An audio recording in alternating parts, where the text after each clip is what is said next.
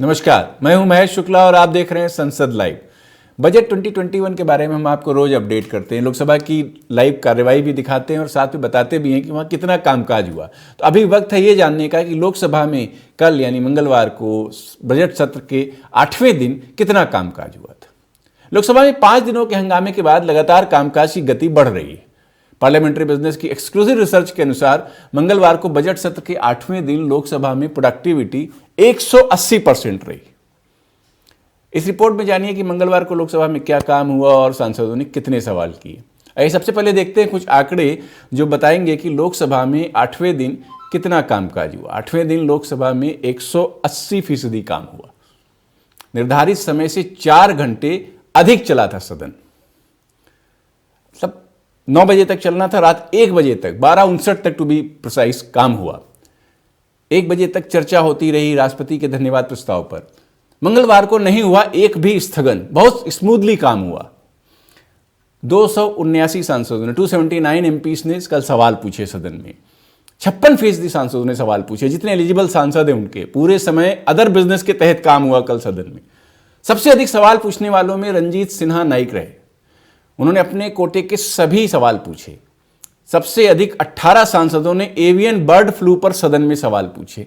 तो यानी कि संसद में जो होना चाहिए, जो बजट सत्र में होना चाहिए, जो लोकसभा में होना चाहिए, वो सारा काम चल रहा है अब स्मूथली। 5 दिन दिक्कत रही लेकिन उसके बाद काम चल रहा है। सोमवार से सदन के हालात बदले और विपक्ष तथा सत्ता पक्ष में कामकाज सुचारू रूप से करने पर सहमति बनी थी। बस उसी के बाद से लगातार लोकसभा की प्रोडक्टिविटी बढ़ रही है।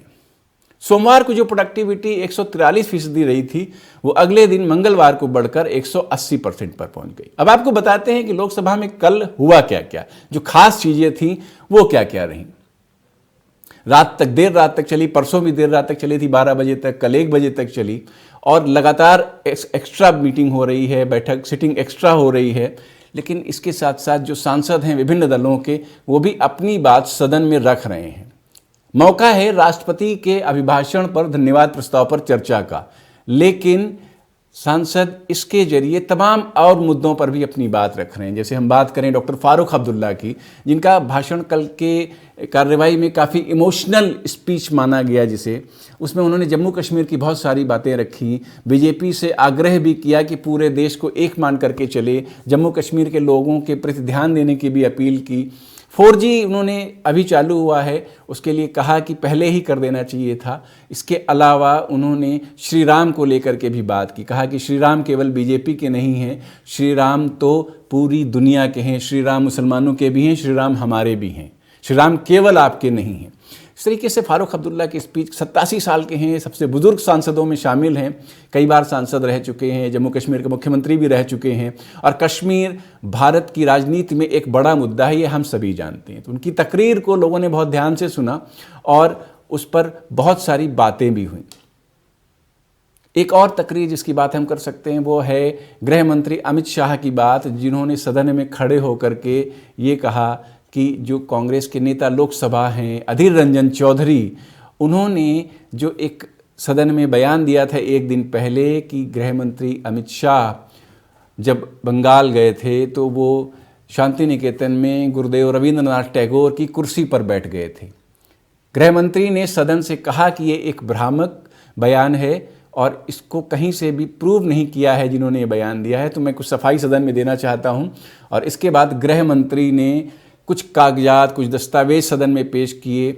उन्होंने संबंधित अधिकारी के माध्यम से एक दस्तावेज पेश किया जिसमें ये साफ साफ लिखा हुआ था कि अमित शाह ऐसी किसी भी कुर्सी पर नहीं बैठे जिस पर कि रविन्द्रनाथ टैगोर बैठा करते थे।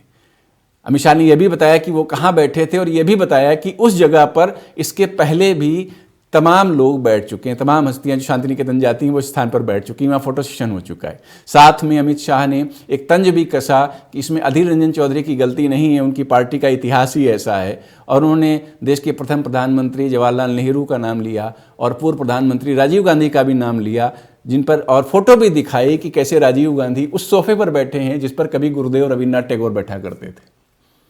इस प्रकार थोड़ा सा एक दूसरे के ऊपर तंज कसने का भी काम हुआ, साफ सफाई का भी काम हुआ कि आपने ये कहा था और ऐसी बात नहीं है। लेकिन तमाम सारे सांसदों ने अपनी अपनी बात रखी। सत्ता पक्ष के सांसदों ने किसानों के मुद्दे पर सरकार के कदमों को सही बताया, तो विपक्ष के सांसदों ने किसान के मुद्दों पर सरकार को घेरने की कोशिश की। रवनीत सिंह बिट्टू कांग्रेस के सांसद हैं पंजाब से, उनकी स्पीच रात 10 बजे के करीब हुई तो उन्होंने कृषि कानूनों को लेकर के बिहार का उदाहरण दिया कि 2006 में वहाँ एपीएमसी खत्म होने के बाद कैसे किसानों को दिक्कत हो रही है और कैसे सरकारी मंडियाँ खत्म होती जा रही। इस पर भाजपा सरकार के वित्त राज्य मंत्री अनुराग ठाकुर ने ऑब्जेक्शन किया और चुनौती दी रवनीत सिंह बिट्टू को कि वे तीनों कानूनों में किसी ऐसे प्रावधान का जिक्र करें सदन में जिसमें यह लिखा हो कि ये कानून लागू होने के बाद सरकारी मंडियां खत्म हो जाएंगी या कम हो जाएंगी। तो इस प्रकार की तकरीरें चलती रहीं और आज राष्ट्रपति के धन्यवाद प्रस्ताव पर चर्चा में प्रधानमंत्री को जवाब देना है, ऐसा कहा जा रहा है। और ये कहा जा रहा है कि सदन शुरू होते ही कुछ ही पलों में प्रधानमंत्री जवाब दे सकते हैं। हम सबको इंतजार रहेगा। बहरहाल सबसे अच्छी बात यह है कि लोकसभा 4-5 दिन के कामकाज में व्यवधान के बाद चलने लगी है और अब काम सुचारू रूप से हो रहा है। महिलाओं पर भी बात हो रही है, तमाम और मुद्दों पर भी बात हो रही है। प्रश्नकाल भी शुरू में हुए थे, लेकिन इधर प्रश्नकाल 2-3 दिन के लिए स्थगित कर दिया गया है। हालांकि प्रश्न लिए जा रहे हैं, सदन के पटल पर रखे जा रहे हैं। शून्यकाल के दौरान जो सांसद मुद्दे उठाते हैं अपने क्षेत्र के, उनको भी लिया जा रहा है। पंजाब से सांसद प्रणीत कौर ने कहा कि सरकार को किसानों की मांगें माननी चाहिए और तीनों कानूनों को वापस लेना चाहिए। कल वो भी बोली थी सदन में। उन्होंने कहा कि जब चीन ने भारत की धरती पर कदम रखा तब बीजेपी सरकार चुप क्यों थी। प्रणीत कौर ने कहा कि सरकार इतना डरी हुई क्यों है, किसानों के प्रदर्शन की जगह पर कीलों की तार लगाई जा रही। ये किसान देश को नुकसान पहुंचाने के लिए यहाँ नहीं बैठे हैं।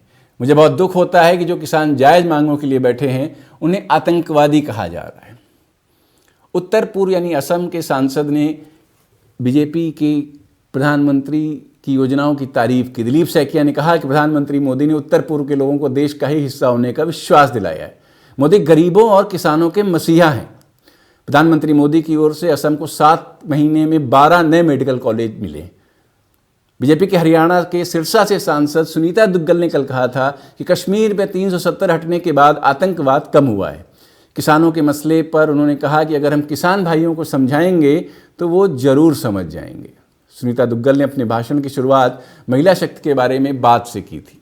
उन्होंने कहा कि प्रधानमंत्री मोदी ने बेटियों के लिए देश में 10 करोड़ शौचालय बनवाए हैं, जिससे गांवों में, ग्रामीण क्षेत्रों में महिलाओं को शर्मसार होने से बचना का मौका मिल रहा है। करोड़ों गैस कनेक्शन देश की महिलाओं के लिए दिए गए।